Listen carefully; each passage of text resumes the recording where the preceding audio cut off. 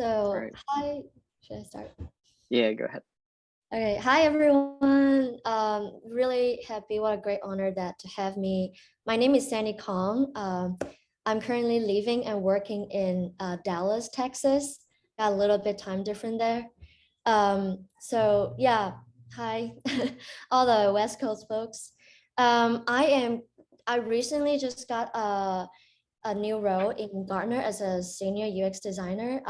Just kind of start in, it was my third week right now. My previous role is in AT&T as a product designer. So my background is a Bachelor in Art with graphic design. And around 2 years, 3 years ago, I was talking to my mentors and my career coach, and I have defined my strengths and weaknesses, which I kind of want to talk about it today. And then I figure out that UX designer or product designer, it's actually a better role for me. So I did my career change as a graphic designer, branding designer into UX design, who I am right now. So thank you so much for having me today. I can go to the next role. Thank you. So let's talk about my responsibility and day-to-day roles. So since it's just like my third weeks, let me talk about what I do in AT&T. So that's like a more general. So when I was in AT&T, my responsibility, it's as a UX designer is probably same as others, but every company's their UX designer roles, it's a little bit different due to the scale, the size of the company. So in AT&T, it's a big it's a big company. It's like the 9th biggest company in the United States. So just the size wise, as a UX designer role, we are able to focus a little bit more on doing like some finding the stakeholder pain point, or like do a lot of presentations. But I know that in some other companies, as a UX designer, they have to do UX design research also, which is what I'm doing in Gartner right now too. So they're both awesome. It's just like your day-to-day and responsibility is going to be a little bit different. So when I was in AT&T, my very, very big role is to find out our users' pain point. The product that me and my team design, it's an interface, it's a mobile apps and also a web design for all the internal users, all the technicians. So whenever you see an AT&T truckloads on the road, the person in the car inside on the mobile app will be using the design that me and my team did. So it's a pretty big design. So it's quite, it's kind of like, it goes through the whole United States. So our stakeholder, our users covered like a lot of different people, and also in different regions, different states. And different states of people have their own pain point due to like locations, due to connections and network. So I've learned a lot just to knowing that just being like a good communicator, it's so important in this role, because you have to be able to deliver what you want to ask them, even like a questions, because like sometimes that people don't understand the question in one way. So you have to kind of act up really quick to change the way you ask the questions.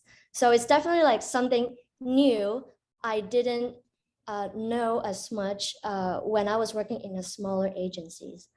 So another thing that I work very closely with a lot of researchers, stakeholder, to help them understand the user story, to understand what they need. My previous team in AT&T has around 200 people, which include UX designer, UX researchers, backend, front end, all the PM, architects. So there's more. So just like have to just be very mindful with the time, like the project size, how you're going to be able to handle different projects in a day, and what is like of priorities, what is the most important first, what is handling the second, how many you can do in 8 hours. And the funny thing is sometimes that we want to solve problems so bad, but we have to say no to some of them because that's just only that much time we can do. Or we have to like solve some problem afterwards, after we solve all of our like priorities one. So a lot of juggles between time and the time management and who we talk to and what we can do. So our final goal is like make sure we create a good usability products that it's going to satisfy our users. Usability UX design research comes in different time. It could be it's always in the beginning of the products, so that we know, for example, if the product already exists right now, we want to know what is the problem in the current stage, and then we can find out the pain point. And then afterwards, like when we are designing our products, a lot of time when we come to a spot that this product, like solution A looks good, solution B sounds not bad. So what is the best?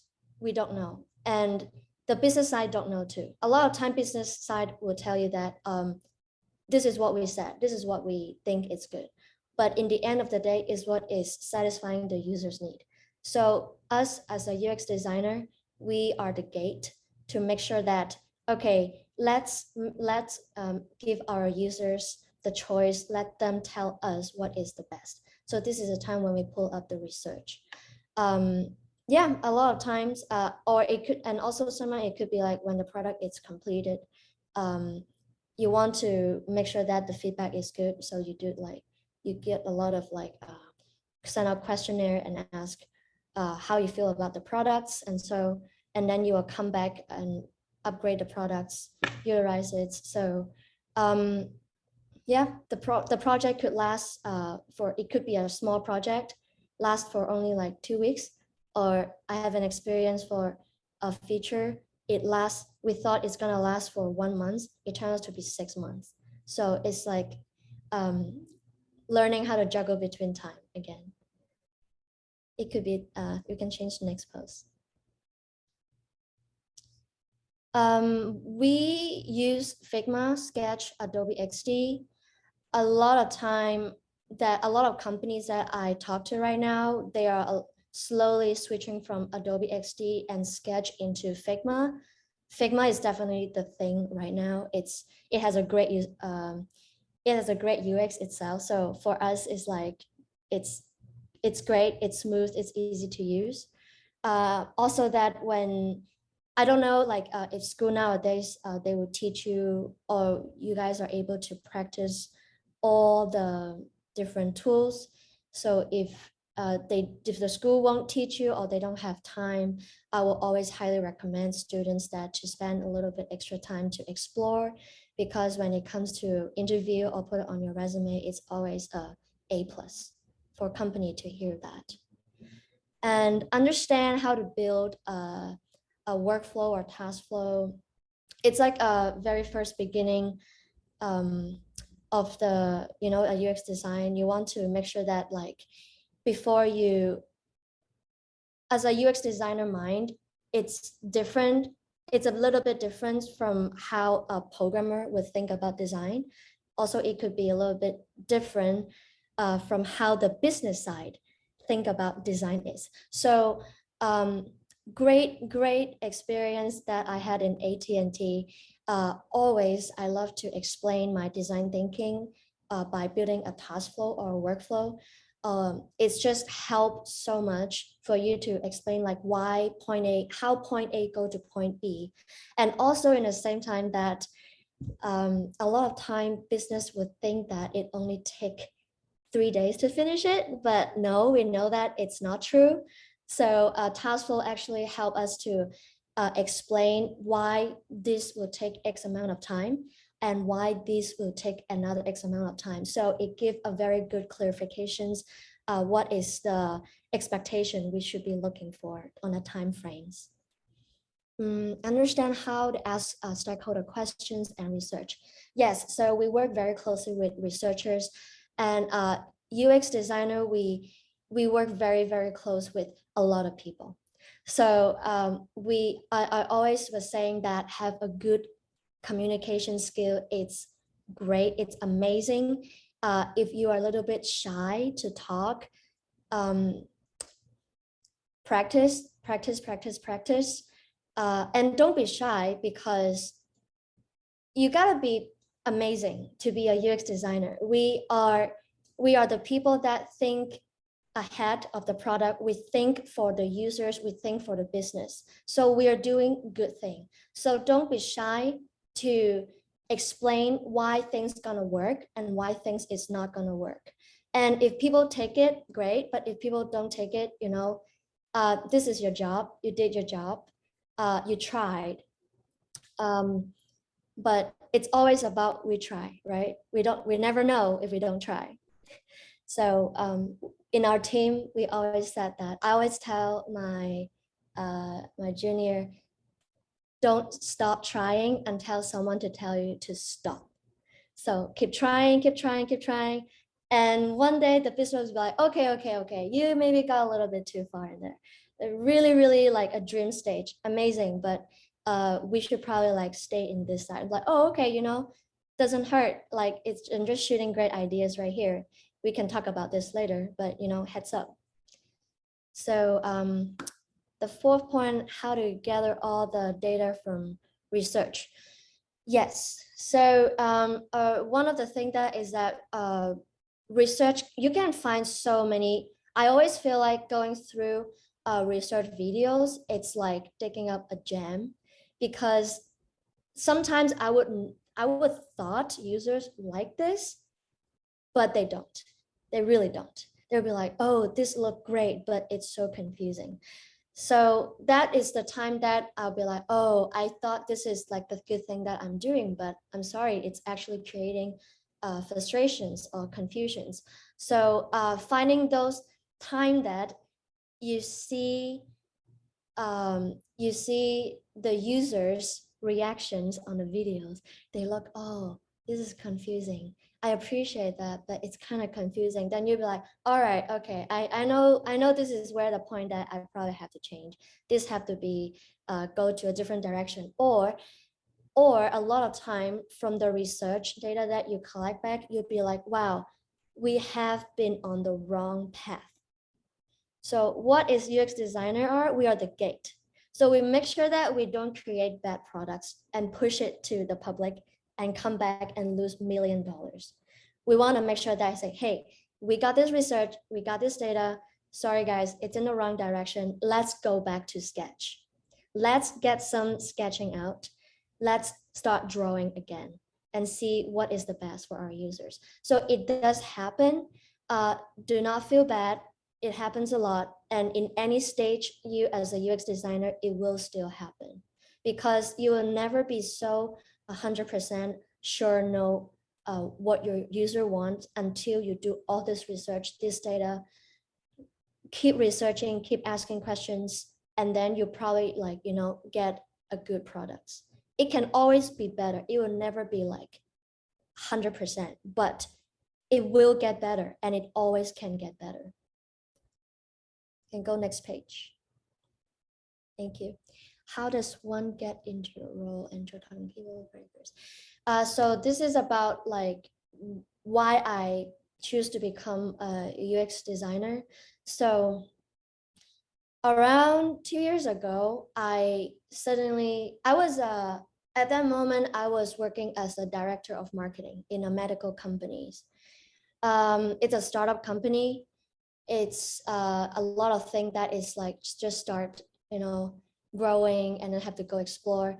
The title is great. The job is pretty cool. The pay is good. But then one day I'm just like, what am I doing here? I want to do design. I want to serve the user purpose. I want to create something that make an impact. I want to do something more than, what I was doing in that current stage, more than just, Excel sheets, more than going through marketing stuff. And so I was talking to my mentor at that time and my career coach, and I have done a little quiz for my personality, and I got 93% extrovert. So definitely I'm not afraid to talk, and I love talking. I can't stop and shut up. So my career coach was like, why don't you use this strength to help you build your career? It's always great that you just need to, she gave me a really good a vision, just like try to explain this to me. She's like, if your communication skill is right here and your writing skill is right here, why don't you just add 5% more, a little push on your communications to do what you do and be in a role that you can talk a lot and use a lot of like talking to solve problem, then keep pushing so much on the other weaknesses that you have. Then I'm like, that was like a light bulb to me. I'm like, yeah, why would I spend so much extra time to just be not just be the same as other people, but I just won't try to push my strength to the max. So I talked to my mentor, my UX mentor at that time, and she goes, under UX, there is so many different fields. There is like UX designer, UX research, UX content writer, information architect, more. There's like so much more. And she goes like, for sure, for you right now with your background, the best will be starting as a UX designer. You gotta talk a lot. You gotta solve problem. You gotta design something that help find, solve people's pain point and great usability. You get satisfactions from using your strengths. So I goes, okay, that sounds fair. That sounds great. So that's actually the time that I was doing my full-time job.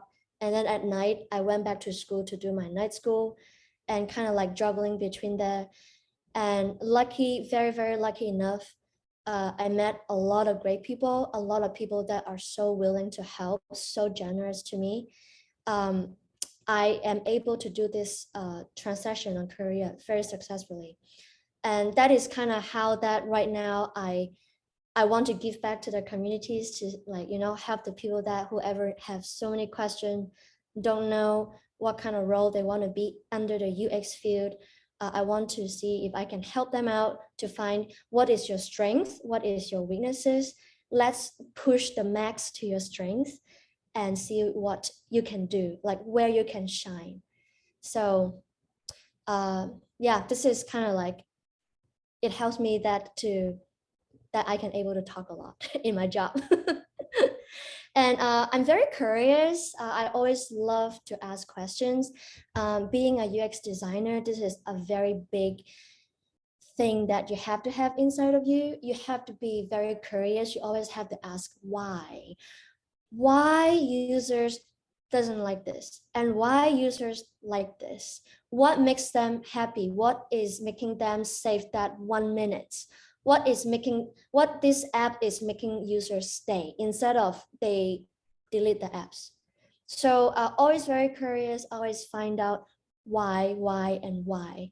And even, things are so obvious, like, the things that we have been using every day, like Google, Facebook, but there is a logic, there is a logic, there is a whole theory behind it, and always try to like explore why this is successful and why they have to change to these new features.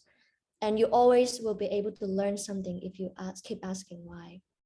So yeah, keep asking question, asking why. We can go next page. Thank you. The path to the product designer. Yep. So as I said, I went to get a UX design certificate after I talked to my career coach and my mentor. I met a lot of people, and this is one thing that I have started doing. around 2 years ago is that I network a lot. So before COVID hits, I would go to meet up around 2 to 3 times a week just to talk to people, just go out and talk, make friends in a UX design field, ask them why you like this, why you're doing this, and also like try to talk to people that who are in the field already. Doesn't matter they are 1 year in the field only, or 5 years or 20 years. Talk to them. What is their struggle day to day? What is the thing that they will wish to do if they were in your position right now? So I have learned so much that when I was talking to one of my mentor, it was a person that actually I met in a conference, in a UX design conference, and now she became my mentor for 2 years, and we are still catching up like once in 2 months. So it's all about this networking. Don't give up, don't be shy. She has told me that she have taught me so many things, that networking is one of the biggest thing when you are in the design field. Whether you like to talk or not, try to push yourself out of that comfort zone, out of that bubbles, because you will gain so much more by just like, talking and learning from other people. Network. Always don't stop networking. Try to build up your LinkedIn. If you are not very familiar with it yet, you will find so much benefit from just having a good LinkedIn profile. Talk about what you do, talk about who you are, what you're passionate in.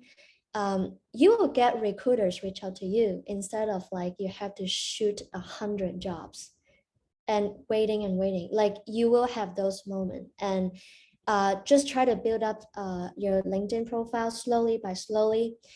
Join some volunteer events. So I have started joining AIGA in Dallas around a year and a half ago, and it has given me so much. It just have broadened my horizons. I'm able to talk to a lot of directors in UX from different companies. I'm able to network with them through these opportunities. So it's always kind of going back to networking. And recently, just last week, I was promoted into the chair of UX in the Dallas the AIGA. So it's just a lot more opportunities will come to you when you are able to put some extra time to volunteer in the communities. The people that you help will help you one day. It will, trust me. And so also that I am also a mentor in ADPlist. I was a mentee when I first joined, and it's during COVID that I couldn't go to meetup anymore, and it hurts me because I want to talk to people so bad. So I start searching people, use like UX designer on LinkedIn, random, totally absolute random, all over the world, all over. And I found someone from New Zealand. And my curiosity just goes like, what are you doing UX in New Zealand? So I just messaged that designer, hey, your profile, it's awesome. I'm a designer in Dallas. I want to talk to you. Can you please spare me 15 minutes? Let's connect. Let's get coffee virtually. So he's absolutely cool dude. And he was like, yeah, I'm a ADPlist mentor, actually. It's totally free. I just love helping designers. So book a time with me. We'll start chatting there. So this is kind of how I start going with this organization. And I still keep up with this person. We became friends. We talk about music. We talk about travelings and all that. And then I found so many more other designer on that ADPlist. So I start reach out to more people. I got interested into information architect. So I start scheduling time with information architect from that ADPlist. So this is kind of how I, got a chance to talk and reach out to people globally, different organization, big, like large size, small size, and in different positions.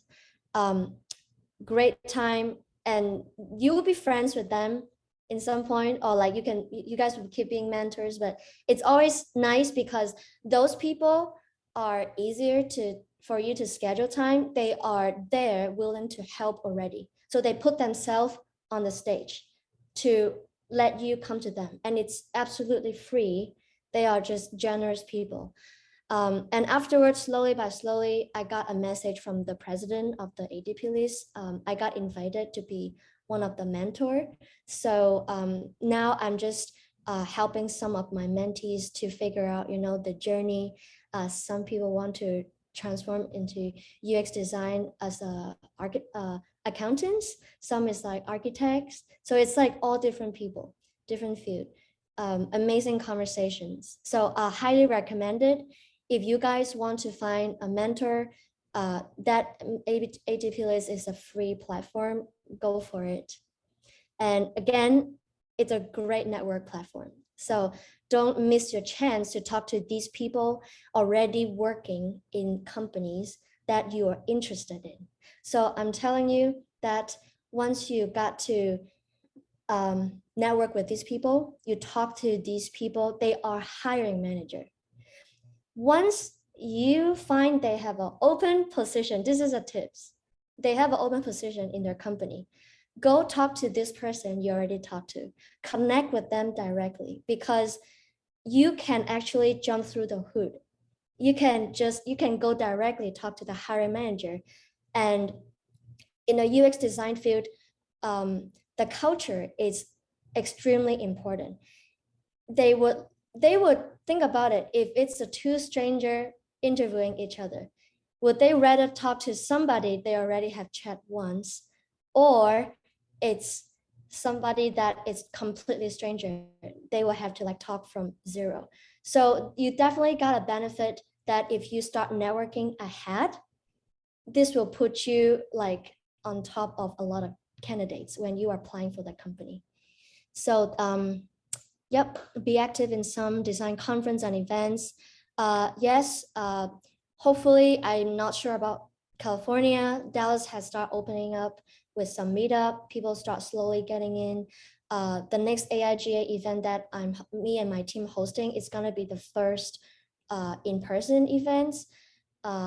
Hopefully California is doing that soon or later. Always great to have a connection, like a real conversation with people. I'm not saying like virtual is bad, but I mean, just like me, myself, I personally like to, meet the person, see the person, wear the mask for sure. Just, get the conversation and get to know that person. So design conference is a great place. I met my mentor through design conference because that is where people there is all the creative minds are concentrate. You don't have to go like get lost and find that person. You don't have to shoot out 100 message on LinkedIn to hopefully get 5 back. In the design conference and a meetup, you can actually talk to this person right in front of their face. So unless they really dislike you, they will walk away. Otherwise, usually if you're friendly in love, they will say hi, We're all design folks. We want to talk about design. That's why we are here. Thank you. We can go next slide. Okay, why did you choose this role? Because I love to connect with people. Yep, we talk about that one. And what do you like, dislike about the role? I like that I can speak with a lot of stakeholders in different level of availability. Yes, looking back, that it's a lot about your strength and weaknesses. I have learned that in the previous past couple of years, I've been stretching on my weaknesses. I focus on my weaknesses because I have an ego that I was wondering why I'm not doing as good as others, why I cannot write as good as others. What is the matter there? So I spent a lot of extra time trying to enhance that part. It's something that I've learned that if you can learn to focus on your strength, it can enhance your experience, and then it makes you actually enjoy your job. So find out what kind of role you'd want to be in UX design. You're more like a strategy, you more like you like to see a bigger picture, you like more like an architect one, information architect would be great for you. If you like research-based, UX research, if you like to talk, finding pain point, you know, connect, be a connector, UX designer. So, yep, thank you.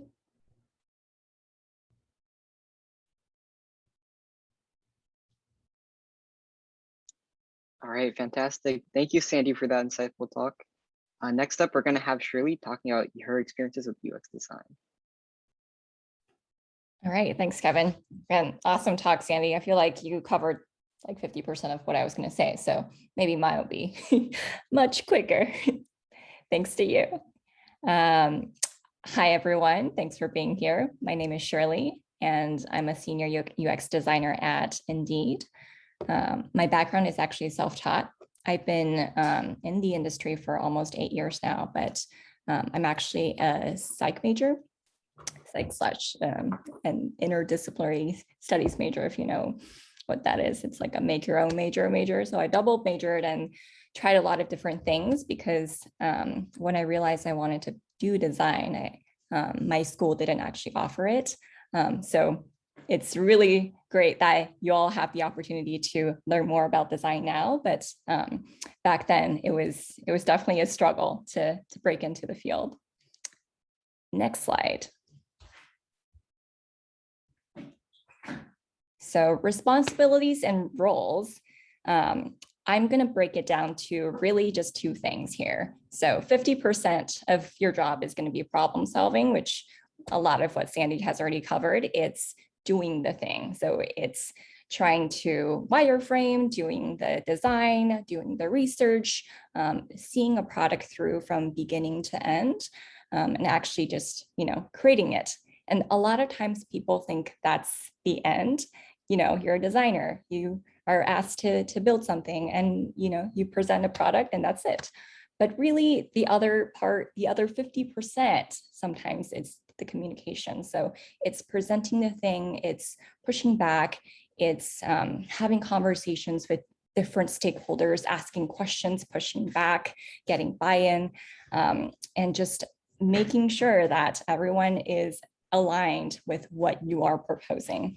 And this goes all the way to calibrations and evaluations. When you are you're being evaluated at the end of the year for your work, you have to know how to communicate what you've done in a way that everybody sees. So sometimes just doing the thing isn't enough. You have to know how to let others know what you did. Next slide. So required skills for the role. This one's a little hard to answer, but Sandy also covered it. Essentially, it's different for every company, depending on the level, depending on the size of your company. These needs may change. I've worked at multiple startups where you're just a complete generalist, and everything you can imagine related to UX you have to do, from research to strategy, IA, UX, UI, all of that. When you are at a bigger company, that starts to change, and you have the luxury of dividing tasks with working with a UX researcher, working with a copywriter, working with IA and content strategists. And typically at bigger companies, things move slower. So that's when, if you really know exactly what you want to do, going to a bigger company is helpful to really just keep going and specialize in that one thing that you love. The other way I can explain this section in terms of required skills is just to give you a preview of a UX rubric. And at Indeed, currently the way we evaluate different designers is based on 5 things. So impact, influence, user-centric, methods, and community. And I'll dive into a little bit of each in the next few slides. So next slide. First, impact. So it's going back to building the thing, right? Sometimes, like what Sandy has said, you're going to be working on a small project that takes maybe 2 weeks. Sometimes it's 6 weeks, and sometimes you're going to spend a lot of time building a product. And it's it involves everything and you ship it. And then at the end of the day, like people actually don't use it and you have to pivot and you have to like redirect the whole thing and do it again. And that all comes back to impact. It's about at the end of the day, when you ship something, does it actually make a metric move? Is it gaining you business revenue? Is it getting more engagement? Is it getting more people to come back to your site? So that's something that you have to constantly keep in mind while designing a product. Because sometimes when, like, as a designer, you care a lot about the visuals and making it cool and making it look really pretty. And sometimes that actually doesn't align with the business objectives. So when you go into the real world and, you know, going back to calibrations, evaluations, people are going to look at that. What did you do? What did you actually ship? And did that thing that you ship actually bring any business value? So that's impact. Next, we have influence.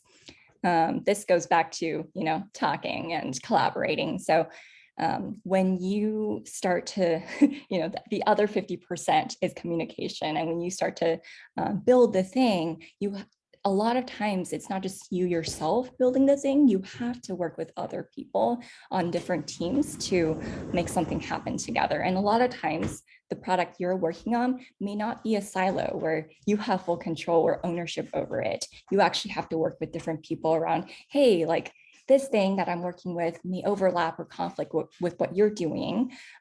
Let's talk and negotiate and come up with a plan together to move forward and achieve this business goal together. So a lot of pushing back, a lot of alignment, a lot of like convincing other people that your direction is the right one to go. We're making sure that they're bought in with the vision together and you're brainstorming on that path in tandem.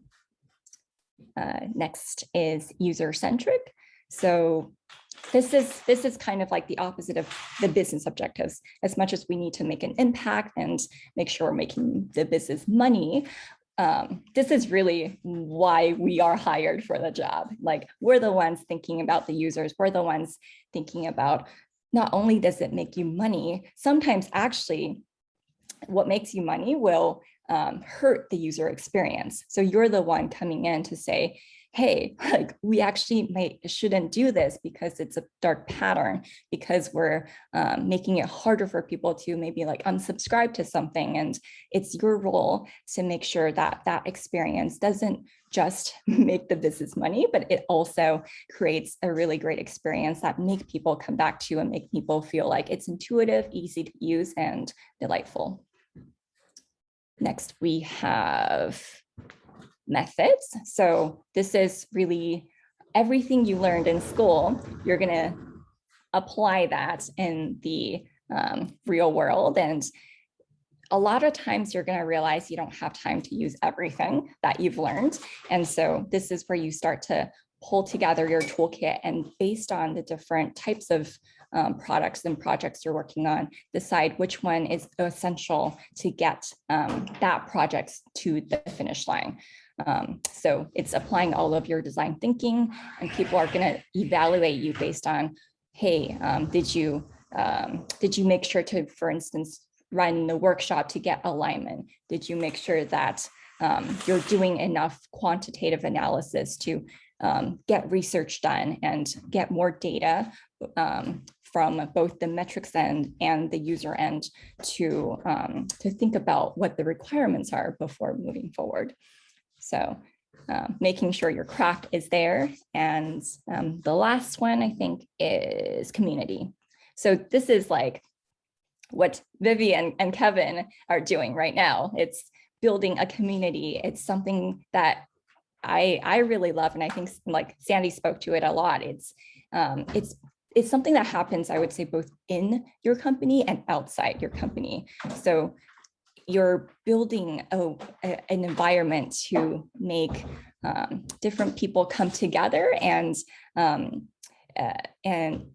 really create a culture of UX that thrives in your company. And people look at that. Like, sometimes I hear people complain about, hey, like maybe, especially right now in the pandemic, like it's harder to feel there's a culture because people aren't connecting together, and like maybe leadership isn't doing enough. But one thing to know is that you always have the agency. You have the opportunity to start something, and it could be as simple as organizing a design lunch hour. Like I started a meeting like every Wednesday.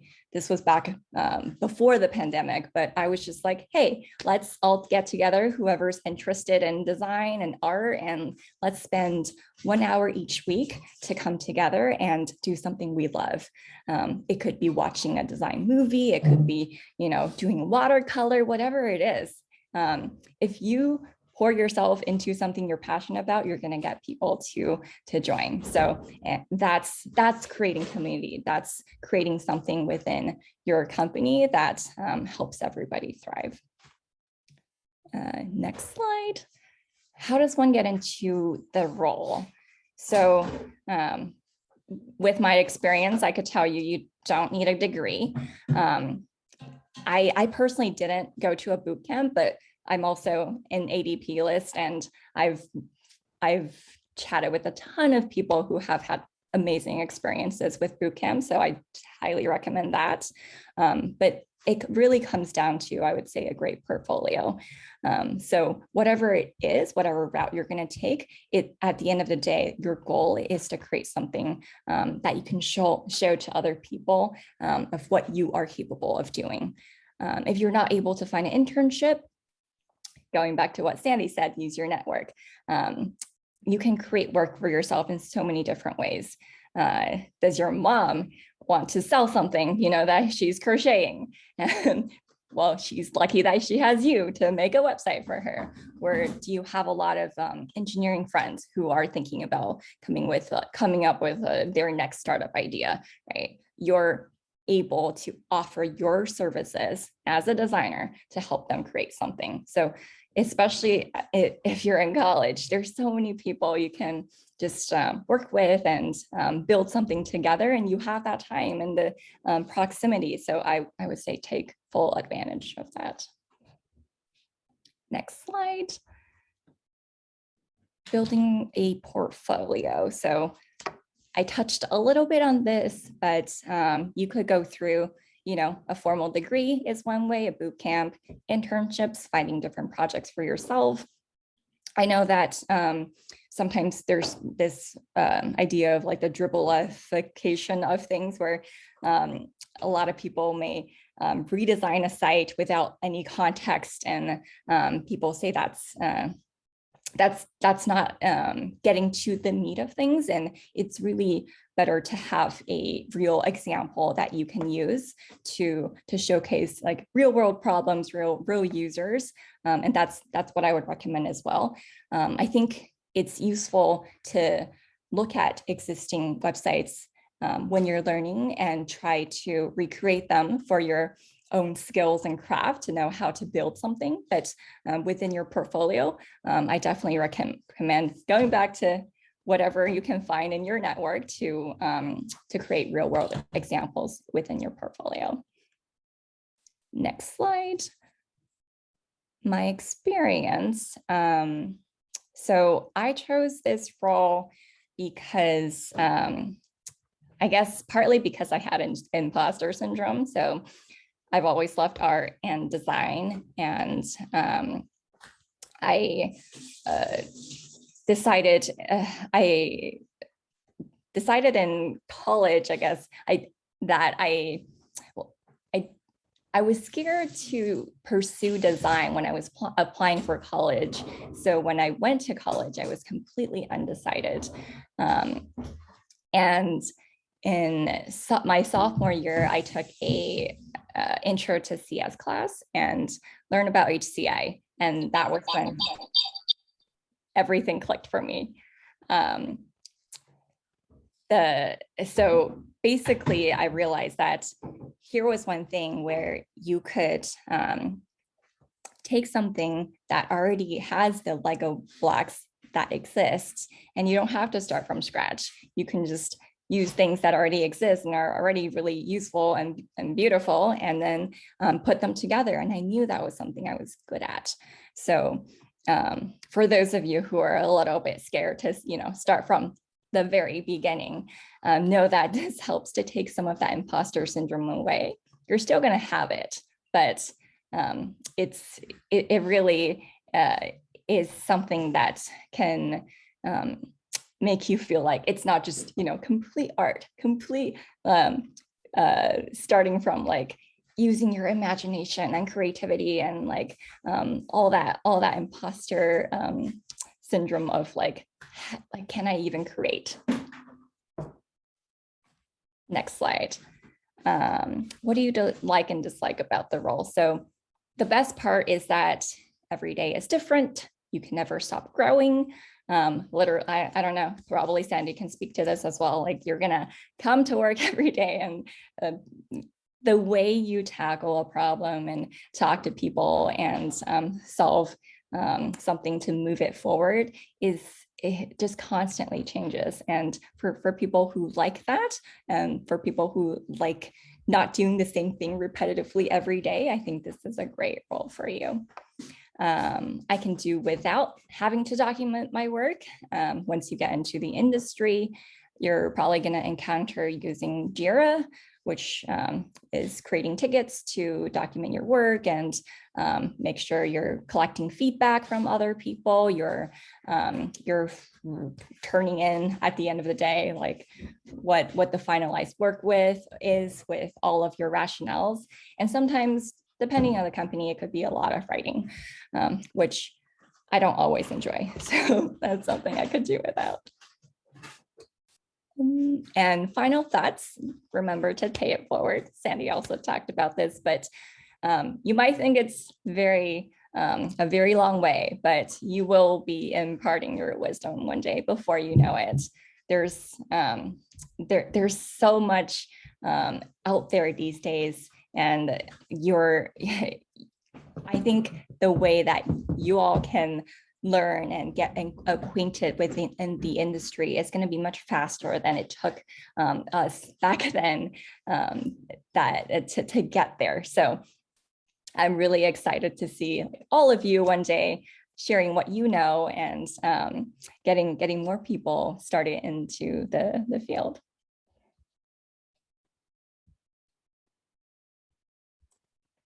All right. Thank you, Shirley. That was very insightful. Thanks, y'all. All right, so I think we're gonna have a few minutes for Q&A.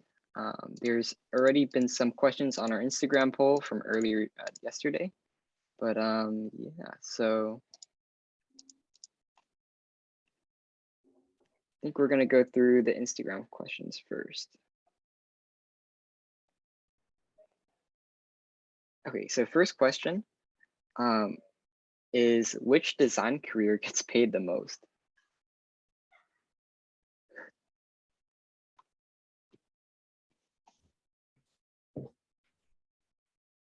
I guess, yeah, Sandy, you can chime in too, but I'm curious what are the different ones you guys are thinking about. I would say UX definitely gets paid a very good rate. In comparison, I know research gets sometimes paid a little bit less, but it's not very different. And again, for me, I equate product and UX as the same thing. A lot of times it's the same, it's interchangeably used.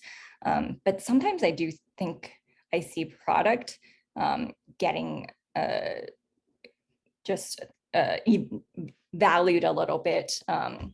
Like the companies that list product designers do have a little bit higher salaries as well, even though the role at the end of the day is probably the same.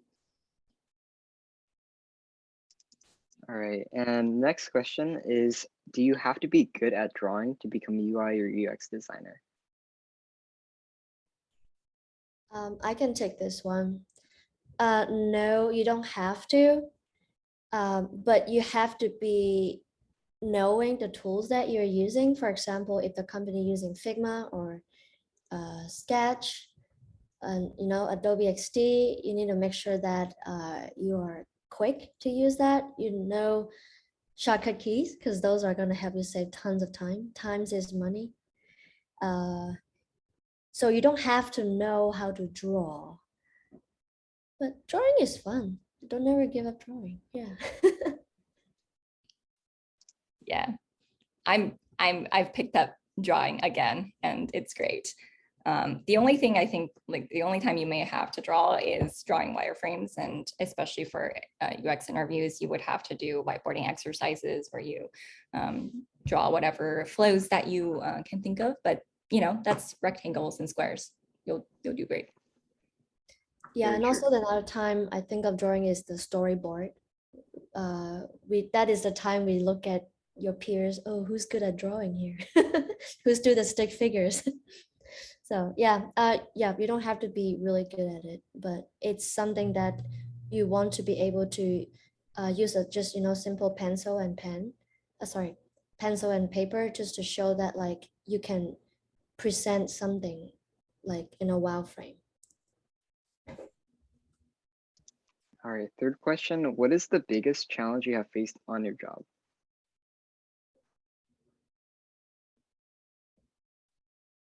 Sorry, can you repeat that again? Yes. What is the biggest challenge you have encountered on your job? Do you want to go first, Shirley? Sure. Yeah. I think it goes back to it's two things. One is people.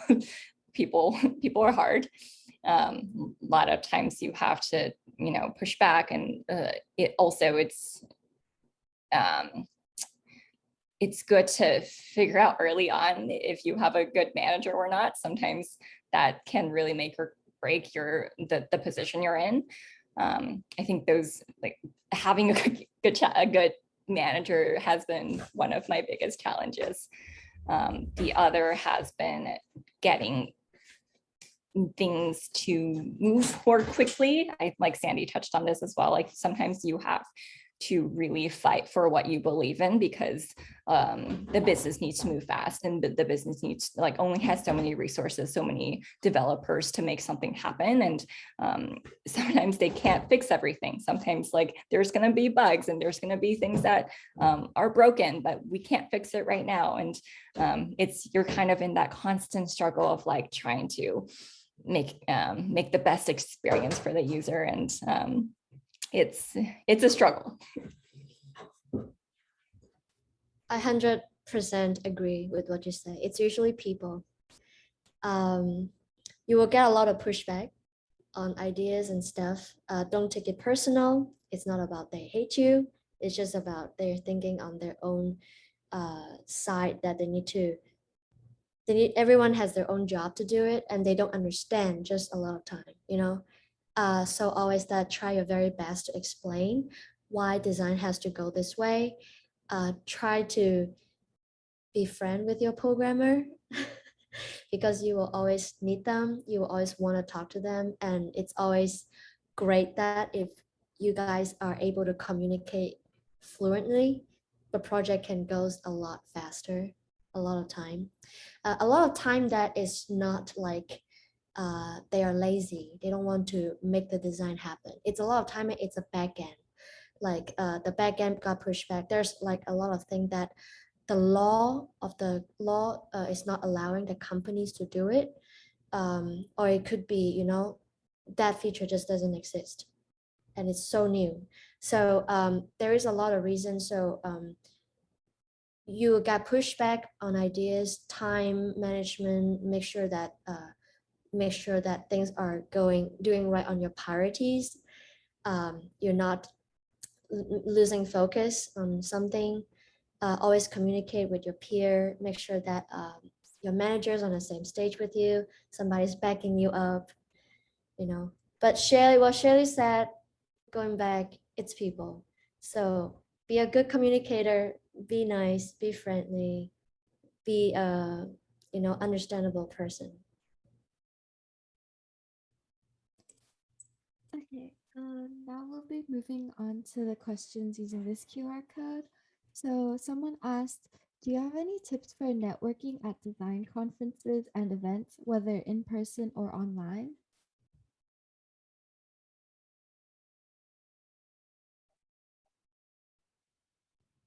I can go first this one. Uh, in person, I think Shirley will be the better person to tell you guys because I'm not in the West Coast. But I always say that meetup will be the first place I look at if I want to meet someone.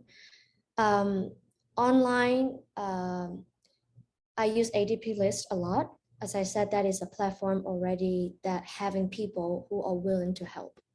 So you don't have to jump through 10 hoops to find one person to talk to you.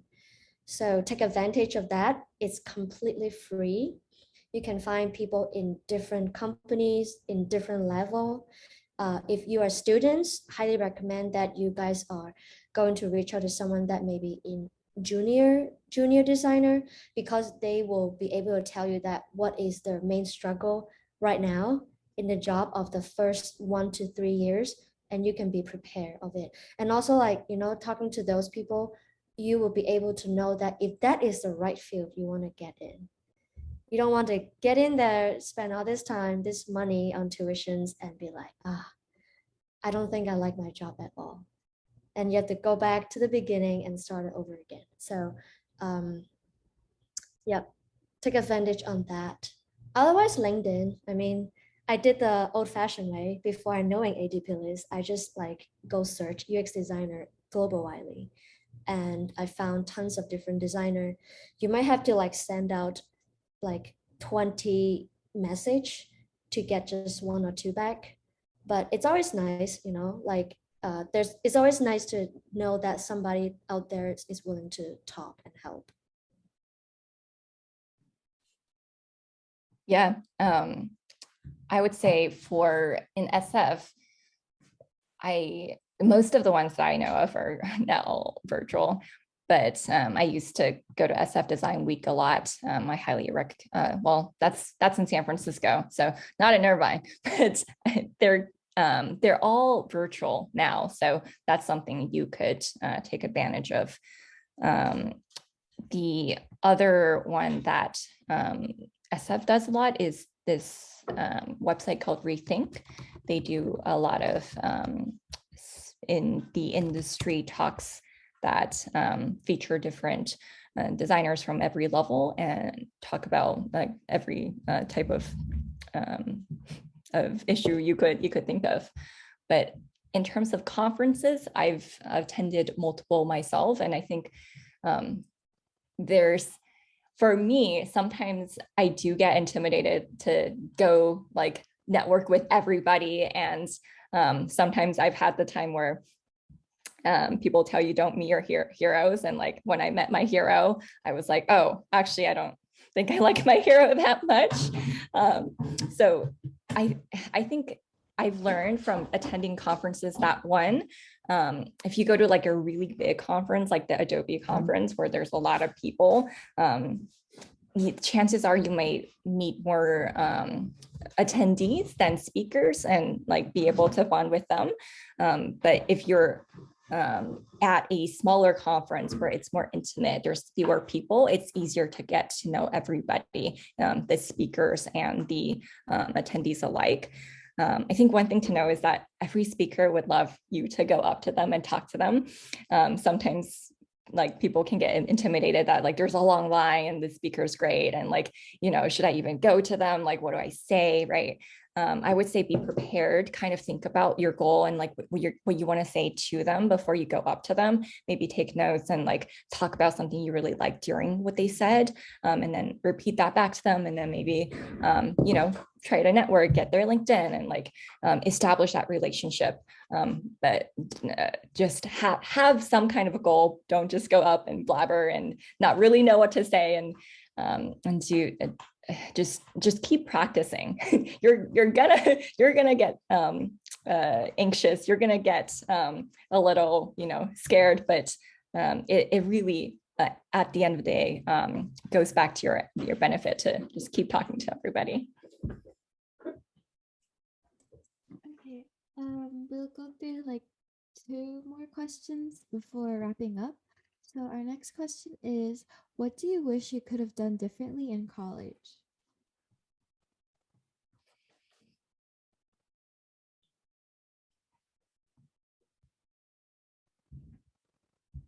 I actually would say I wouldn't have done anything different.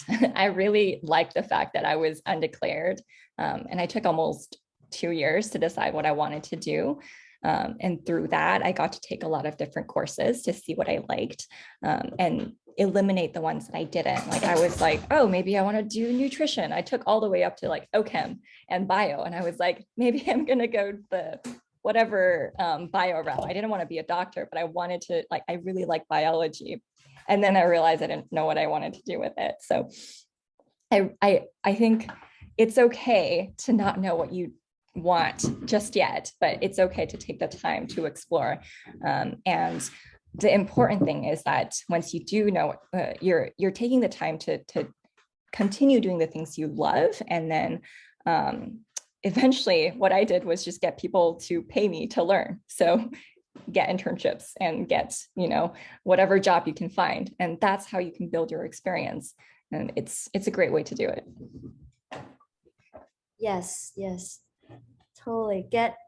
I will say one thing that I got my internship in the last year of college. And if I can do it again, I would do it my freshman year. As early as I can, as long as somebody say, hey, we need someone. Okay, I'm here, hire me. Shirley said 100%. That's so true. Like, have someone to pay you to learn something. You got nothing to lose. College is the time that you want to fail. You want to be undeclared. You don't know. You don't want to be lost. Because the earlier you fail, the harder it is, the faster you get up in the same spot. Then you know what you want afterwards. Then you know what you don't like, and you know what you like. So totally cool that you don't know what you want to do, but never be afraid to explore. Never stop your curiosity to ask questions. Just keep failing and keep learning and moving forward. You will get there one day. Yeah, dude, I would say, like, also do what you're doing right now, like, listen to more people and find out what it is that's like a day in the life of like whatever, like UX researcher or IA content strategist, all the things that you may think you want to do, and like learn more about that. So I know so many people who are like, getting into their 30s and have worked for a long time, and even now they don't know what they want to do, or now they're realizing, oh, I actually don't like my job and I want something that like has a bit better purpose. So they didn't take that time back in college to really think about exactly what it is they wanted to do. It was more like, okay, my parents maybe told me to do this, so I'm just gonna go for it. But yeah, use your time and just explore. I want to say one last thing before we wrap up. I want to say, everyone right here, give yourself a clap, because it is a Friday night. You guys are here instead of like, doing something else. You guys are doing so awesome, so much better than other people that they will just probably like give up, do something else. Like, you guys are here trying to learn about UX, trying to learn about what you want to do in your future. You guys are thinking ahead already. So you guys are doing awesome, like really, really awesome. So don't panic, don't be nervous. Shirley said it, keep doing it. You guys got it. You got it, seriously. Thank you. Okay, someone asked a question about when the web jam workshops will be held, and design is holding their workshop, I believe, on Monday from 8 to 9 p.m. So make sure to sign up. And the last question is, how can we contact you guys if we have more questions or need advice? ADPlist. I mean, you guys are welcome for AIGA too. Okay, great. Let's see. Okay, so lastly, feel free to enter our monthly raffle to like all the participants.